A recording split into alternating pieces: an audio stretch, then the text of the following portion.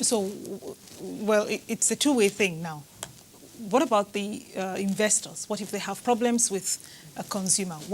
If they have problem with the consumer and they take action against the consumer, they can also take the consumer to the forum office. If the consumer refuses to comply, they can also petition to us for actions. So disconnection is not the only option that they have? No, they can dispute all kinds of issues they can bring up. Because they can disconnect the consumer, but issues can arise. They can ask for other damages and get. I understand that there's some rules around disconnection as well. Disconnection is not something to do.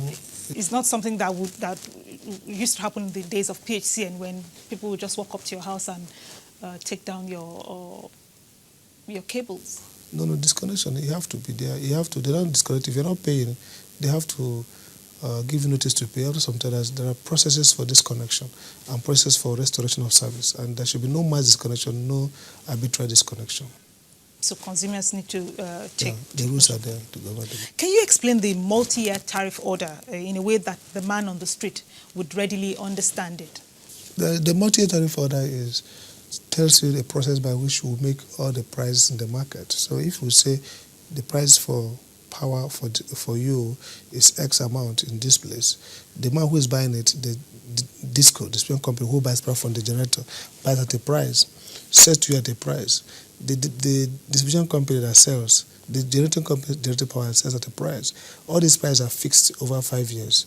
So every year, every year there's a price that may change or may not change based on inflation, based on other costs in the industry. So the multi-year tariff order is how these tariffs are all set for every stakeholder in the industry. The generator, how much is say his power, how much when he sells, the distributor who buys adds his own component of retail distribution cost. You maintain your cost, you have your staff, everything. The distribution company of Nigeria adds their own. So all of them form the final end user tariff, which is what you pay. So if you're going to buy power in the Nigerian market, there are various segments of the pricing, and that pricing is what we put together in a multi-year. It's a multi-year, year 1, year 2, year 3, year 4, year 5. After year 5, the cycle begin again. We review all the costs in the industry and come up with the price. So it's multi-year.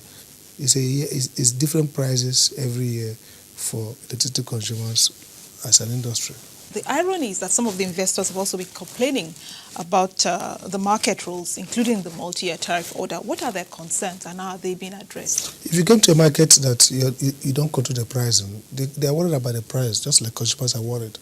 And there are many indicators of the price, the conditions in the market, the financial assumptions, the customer numbers, the cost or the profit you expect, the various losses in the market. So they come into the market and they say, look, this is the price, 7 naira is what you indicate, but we think it should be more. Why? Because we think it didn't capture these issues before it came, these problems, they are more than you think. So we say, okay, fine.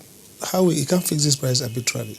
So you go and do your own losses, you do your own study, and they bring to us to see whether the financial assumptions we are putting to the pricing is different or it's less than yours.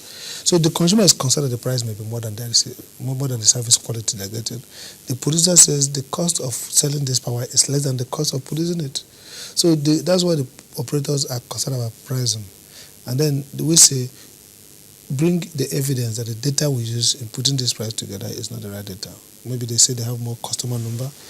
Don't forget that before the new owners came, when the government was running it, the data problem of the data of the industry. So now they come and say we have a better data, more higher losses in the system, more cost of doing business. So all this will factor to give us a better price. Would you say there were unrealistic expectations going into this? Well, they did their due diligence, but they're not on the ground to have comprehensive due diligence. There are many assumptions. For example, we're talking about 6,000 megawatts. By now, we should have talking about 7,500 megawatts. But now we have less than 3,000-4,000. So it's much more expensive. The amount of power they're going to serve to raise their revenue is lower than they expect in the market. So that adds to the pricing, because we have expected that they'll sell more power and they're selling less. So these are things that they didn't plan based on the shortfall in gas to power. So they'll come and ask for increase in tariff. So essentially we say you have to demonstrate evidence to show that the pricing is not in order. And then even after that, we'll have to be customer sensitive to say why increase until you have appreciable increase in quality, in improvement in quality. But will they now have an excuse for poor performance? Wouldn't they now have an excuse for poor performance? No, that's why they're now providing the evidence. You can't have, the market is set on the data available. So if you contradict those data, you produce a better evidence. So their their concerns are being addressed. Yeah, sure. And there might be upward review of tariffs. Is that what you're saying? Assuming we increase more capacity, there could be lower adjustment in the case. So we follow the evidence. So what exactly do you think needs to happen for everybody to be happy here? What's going to happen is that if they're improving like service. in all businesses. They're going to improve service in some areas, and they need a proper pricing for the services. So the happiness is that expectations are met, consumers feel happy, and the process of setting the price is transparent and accountable, and the operators feel happy as well. Well, like in all businesses, the dynamics of supply and demand will continue to determine pricing. But when do you reckon that there will be adequate power supply, which would lead to lower pricing? If there's adequate capacity, we are working towards more licensed power coming to the grid, and the people have much more power. Then this power is able to be evacuated and distributed. Then there will be adequacy. Right now, what's the time frame that we're looking at? No. It's the data that you have. No, it's not the time frame. It's more power coming to the grid as the market grows. It attracts more investment, and then when you meet adequacy, it's a matter of it's indeterminate, because it depends on if you have much more investment coming in over time, the market is strong, more investment, the more capacity is grown, then you get to adequacy earlier than before. It's not government regulated. It's not government, it's investor. So government says we need 100,000 megawatts. They put the money, and now the new investment attract other new future investment. If the market is good, recovery is good, those who invest recover their money, they make more investment, and expansion continues. A reliable metering system is crucial to the success of this privatized electricity industry. How soon do you expect to achieve universal coverage? Metering is, as new customers come, metering issues arises. The new owners are going to develop the metering plan, which we will approve and monitor. But a huge metering gap, like we have 40 to 50%, would take time to cover, to bridge the gap. So we expect that there will be aggressive metering, because that's important for reducing costs, losses, and improving efficiency. So you can't put the metering is capital intensive. They'll make financial investment, and then it will be part of the tariff administrative process. So we expect that very soon the operators will launch their metering plan for approval and begin to implement it. You're talking about metering. In 2011, a 2.9 billion metering intervention fund was made available to the companies with a view to closing this gap that we talked about. Could you give us an insight into the performance report of the discos in that regard? Well, that was under government ownership. The procurement problems and issues, the discos requested for them to send us their report, which they gave to us, but quite frankly, the gap and the amount then was mismatched. So you expect that the new owners, some investment, that money was used to provide metering, but the metering gap is very huge. And the new owners, after due diligence, part of what they're going to establish by review, by study, losses study, is metering gap, and then they will start metering. So the 2.9 billion was never targeted to match the metering gap. Credited advance payment for metering implementation was a response by your organization to address the lingering issue of non-issuance of meters by these companies. Can you explain how this will work to the benefit of both the distribution companies and the consumers?